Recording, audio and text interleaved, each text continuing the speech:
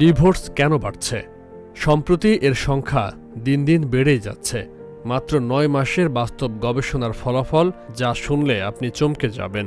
গত ৯ মাসে ২৪৫ জন ডিভোর্সপ্রাপ্ত নারী ও পুরুষের সঙ্গে কথা বলা হয়েছে। উদ্দেশ্য একটাই, জানতে চাওয়া কেন ভাঙছে সম্পর্ক। গবেষণার ফলাফল: ৭২% ডিভোর্স হয়েছে ভুল বোঝাবুঝি, অহংকার এবং একে অপরকে সম্মান না করার কারণে। ১৮% ডিভোর্সের মূল কারণ পরকীয়া।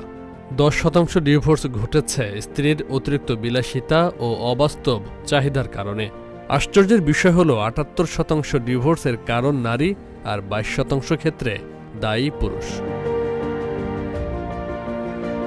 ডিভোর্সের পর অনুশোচনা: ৯২% নারী ও পুরুষ উভয়ই ডিভোর্সের পর অনুতপ্ত হয়।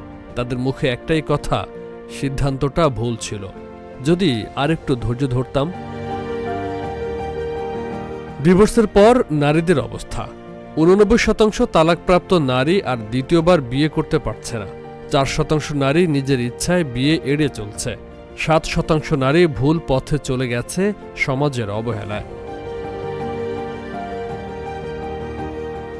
পুরুষদের অবস্থা: ৯৫% পুরুষ দ্বিতীয়বার বিয়ে করে সংসার করছে। ১৩% পুরুষ বিয়ে নিয়ে অনাগ্রহী। ২% পুরুষ পথভ্রষ্ট জীবনে জড়িয়ে পড়েছে। আরও বিস্ময়ের বিষয় হল ৬৭% পুরুষ কুমারী মেয়েকে বিয়ে করেছে, অথচ নারীরা কুমার পুরুষ পেয়েছে মাত্র ০.১% ক্ষেত্রে। দ্বিতীয় বিয়ের পর বাস্তবতা: ১২% নারী দ্বিতীয় বিয়েতেও তালাকপ্রাপ্ত।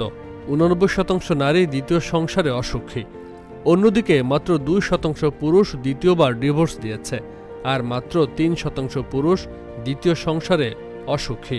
সবচেয়ে অবাক করা তথ্য হল, দ্বিতীয়বার ডিভোর্স দেওয়া পুরুষদের স্ত্রীরা প্রায় সবাই আগের ডিভোর্সপ্রাপ্ত নারী।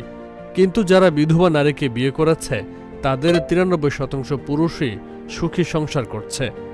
শেষ কথা হল, ডিভোর্স শুধু দুটি জীবনের বিচ্ছেদ নয়, এটা ভেঙে দেয় একটি পরিবারের শান্তি, একটি শিশুর ভবিষ্যৎ আর সমাজের ভারসাম্য।